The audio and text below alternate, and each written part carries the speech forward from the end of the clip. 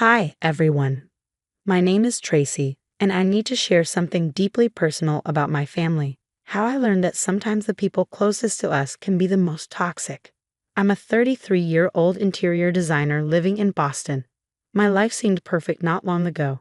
A thriving career, a beautiful 6-year-old daughter named Emma who lights up my world, and a husband, James Reynolds, who I thought was everything I'd ever wanted. We met 5 years ago at a charity gala. He was charming, successful in real estate development, and seemed like the perfect match. Within a year, we were married, living in a stunning home in Brookline, and I felt like I'd hit the jackpot. Even his mother, Patricia, welcomed me with open arms. "You've brought such joy to our family, dear," she said warmly during our first meeting. If only I'd known that her sugary words were masking something much darker. The first red flag came at Emma's 5th birthday party. I planned a magical princess-themed celebration, complete with decorations, games, and everything a little girl could dream of. Patricia strolled in, her eyes scanning the room with barely hidden disapproval. "Oh, wouldn't it have been nicer with a more sophisticated theme?" she mused. "Children need proper guidance. When James was young, I always ensured his parties were educational." Later, I met Sarah Chen, my sister-in-law, who pulled me aside. "Don't let her get to you," she whispered. "She did the same thing at my daughter's party last month." "Does she always try to control everything?" I asked, half joking. Sarah gave me a knowing look. "You have no idea. Just wait until she starts comparing you to James's ex." Sunday dinners quickly became a battlefield of subtle digs and unwelcome advice. Patricia would serve her famous roast while slipping in her critiques. "Emma seems a bit unfocused at the table, dear," she'd say with a tight smile. "Perhaps you should consider stricter discipline." In my day, James's business partner, Cooper, often looked visibly uncomfortable around Patricia, muttering cryptic remarks like, "Something's not right with that woman." To escape the stress, Emma and I created our own traditions. Saturday became our day: pancake breakfasts, park visits, and craft projects. But the tension never truly stayed away. "Mommy, can we skip Grandma's dinner tomorrow?" Emma would ask. I couldn't blame her. Patricia's remarks became sharper with each visit. "Don't you want to be a good student like your cousin?" she'd say to Emma. Then, turning to me, "Tracy, perhaps you should reconsider your parenting approach." James would sit there silently, scrolling on his phone. Later, he'd shrug it off. "She means well." But I noticed how he changed when he was around her, more critical, more distant. Sarah confided in me again over coffee last week. She tried to convince my husband I was overspending on the kids. She even brought him bank statements. Can you believe it? I started documenting everything. Her comments, her interference, her subtle undermining because something darker was surfacing. Patricia's perfectly polished exterior was cracking, and I was beginning to see the manipulative force beneath. The tipping point came at last month's Easter dinner. Patricia accidentally spilled red wine all over my new design portfolio, the one I needed for an important client meeting the next day. "Oh, you're still doing that little decorating thing," she said dismissively. "I thought you focused more on family by now." She didn't even attempt to help clean up. James barely looked up from his phone. "Mom didn't mean it, Tracy. You're being too sensitive again." But it wasn't just me. At Sarah's son's birthday party, I overheard Patricia gossiping to other mothers.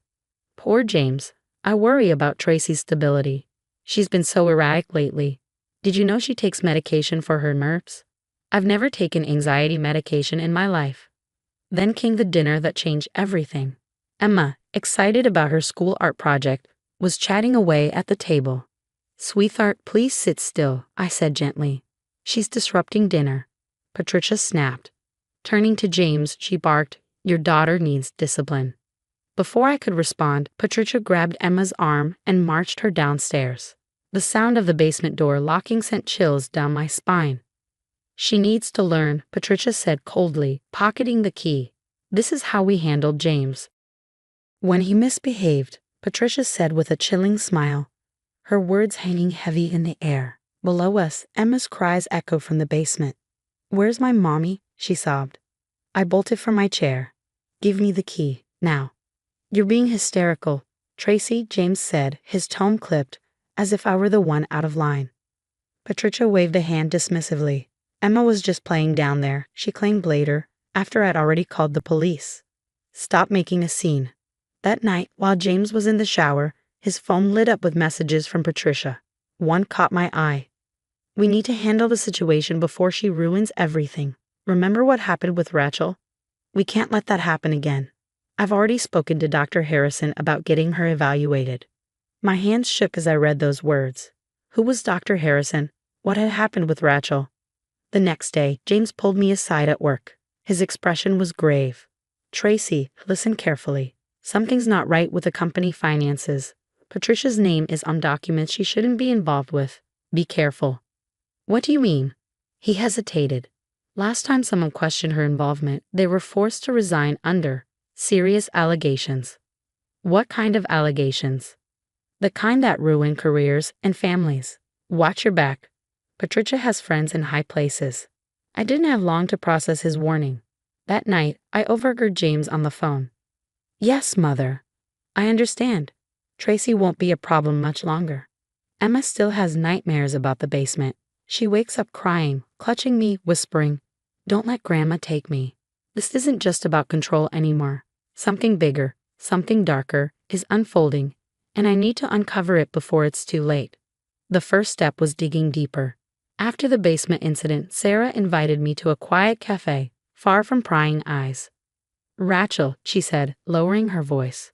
James' ex-fiancée. She didn't actually have an affair. Patricia set the whole thing up, hired a guy to fake photos. I found out through my husband's old emails. My stomach turned. How do you know all this? Because she tried the same thing with me. Said if I didn't give up my job, some compromising photos might just happen to find their way to my husband. I decided to play Patricia's game. I accepted her insincere apology about the basement and pretended to make peace. Meanwhile, I hired a private investigator. The results were shocking. Your mother-in-law visits your office building regularly when you're not there, the investigator reported. She's been meeting with your biggest clients. Within a week, 3 clients canceled their contracts. We heard you're having personal problems, they said awkwardly. The walls were closing in, but James surprised me by calling a secret meeting at a diner outside of town. His hands trembled as he slid a USB drive across the table. Tracy, it's all here, he whispered. Patricia's been using my company to launder money. Those luxury condos downtown, they're fake projects. The money's coming from somewhere else. And you? I asked, dreading the answer. I sign whatever she puts in front of me, he admitted, his voice barely above a whisper. Always have. But it's not just me. She's doing this to everyone in the family. I reached out to James's sister, Amanda, at her yoga studio. Her eyes filled with tears. She controls everything, Amanda said. My business loan? It's actually my inheritance, but she made me sign papers saying I owe her. She's done the same to David and Lisa. As I dug through old records, I discovered a history of domestic violence complaints against Patricia, all mysteriously dropped. Keep playing nice, Sarah advised. Document everything. So I did. I started wearing a discreet recorder to every family gathering. Last Sunday, I hit gold. Really, James, Patricia said, not knowing I was just around the corner. Once we get rid of her like we did Rachel, everything will go back to normal. The company can't afford questions right now. But Emma, she'll forget about her mother eventually, just like you forgot about your father after I sent him away. Her words hit me like a punch to the gut. James's father hadn't abandoned them, as Patricia always claimed. What had she done to him? The more I uncovered, the more sinister her schemes became. Regulators were starting to notice her sloppy mistakes. James showed me documents Patricia had tried to force him to sign, backdated contracts, and falsified statements. In his office, I found evidence she'd been stealing from her other children's trusts for years. She'd even forged James's signature to gain power of attorney over Emma's college fund. We're all trapped, Amanda confided. She has dirt on everyone. I stared at my phone, another missed call from Patricia lighting up the screen. It was time to spring the trap. Of course, I'll come to dinner Sunday, Mother, I said, my voice as sweet as honey. I think it's time we all had a nice, long family chat. But dinner wasn't where I planned to end this. Patricia's annual charity gala, the crown jewel of her social calendar, would be the perfect stage. Everyone who mattered in Boston society would be there. her country club friends, business associates, and the very people she had spent years manipulating. "So glad you could make it, dear," Patricia said, her signature pearls gleaming under the chandeliers. Her smile was all too confident. "James tells me you've been much more cooperative lately." Little did she know, the entire family was ready to take her down. James, Sarah, Amanda, David, and even Rachel, James' ex-fiancé, were in position. It was showtime. Patricia took the stage, her voice smooth and commanding as she launched into a speech about family values and integrity. That was Amanda's cue. Speaking of family, Amanda interrupted, standing up from her seat. "Let's talk about how you stole our inheritances." She held up a stack of documents. "I have the real ones right here." Patricia's smile froze. "Amanda, dear, you're confused." "No, Mother," David interjected, rising to his feet. "We've seen the proof. Every so-called loan you gave us was stolen from our trust funds." Sarah stepped forward next, holding up her phone. "Shall I play the recording of you threatening to frame me for an affair? Or maybe the one where you admit to hiring someone to stalk Rachel?" Patricia lunged for Sarah's phone, but James was already plugging his laptop into the projector. "Your attention, please," he announced to the stunned crowd.